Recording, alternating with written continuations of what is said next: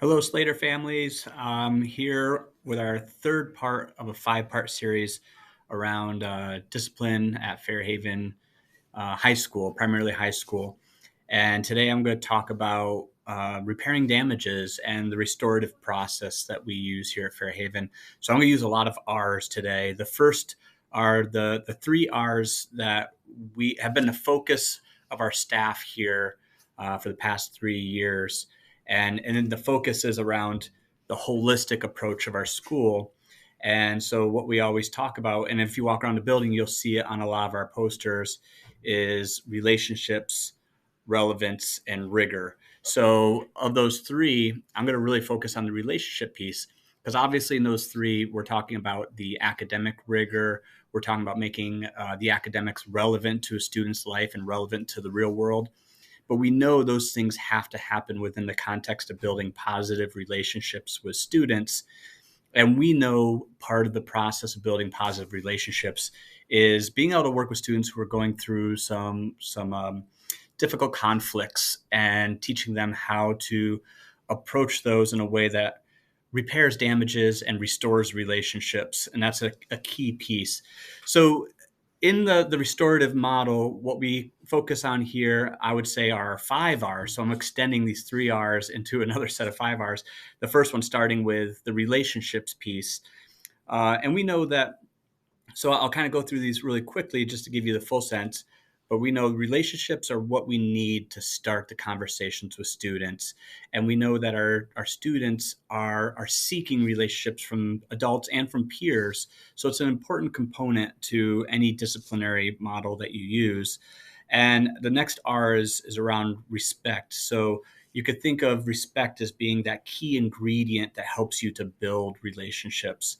So what we're really looking at with this is, like, we want to support our students who maybe have, I'll use an example, maybe some students have had a conflict, they're mad at each other, adults need to step in because it's gone over a line. And our first step is, okay, how do we start to work with broken relationships between students and rebuilding the respect that they need? So we start by bringing the students in and having some sit down mediation. We always make sure that all parties involved are ready for the mediation. Any kind of forced mediation very, very often does not have the desired effects. And we know this in our practices. So we make sure all the students are ready to be respectful. And part of that, the next R, is responsibility. So I would say responsibility for yourself, your own personal responsibility, and a more global view of responsibility as a school.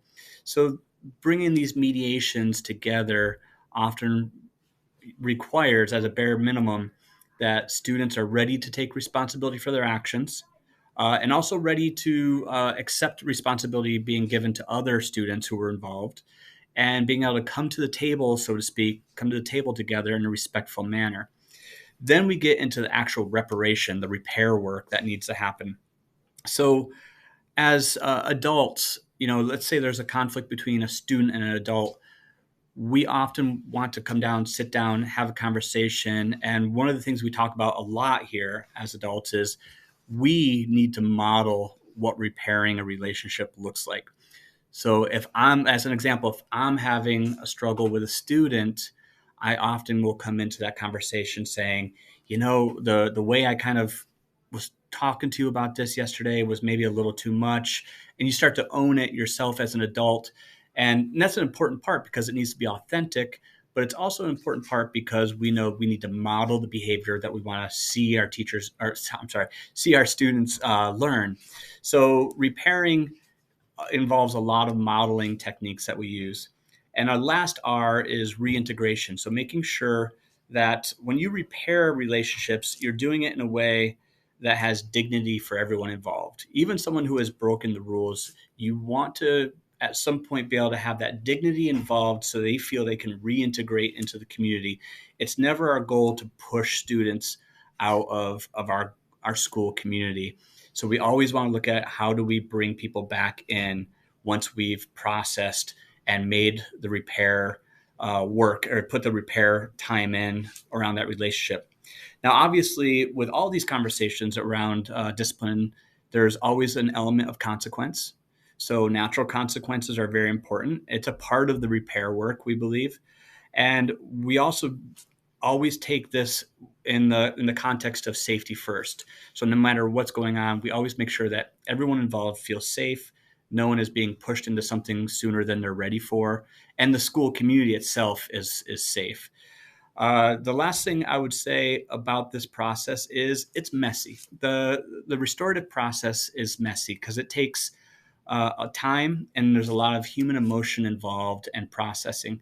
And the beauty of being in a school setting is we're in a space where it can be that way, and we can slow things down and we can take our time, when the goal really is always to be, how do we help someone grow into an amazing adult that they're going to be? How do we get them from where they are dealing with a particular problem to being able to process that in a really positive way? I hope this is helpful. I look forward to our fourth video in the series, which is going to be around our PBIS system, and that'll be coming up next week. Have a great weekend, everybody. Thank you.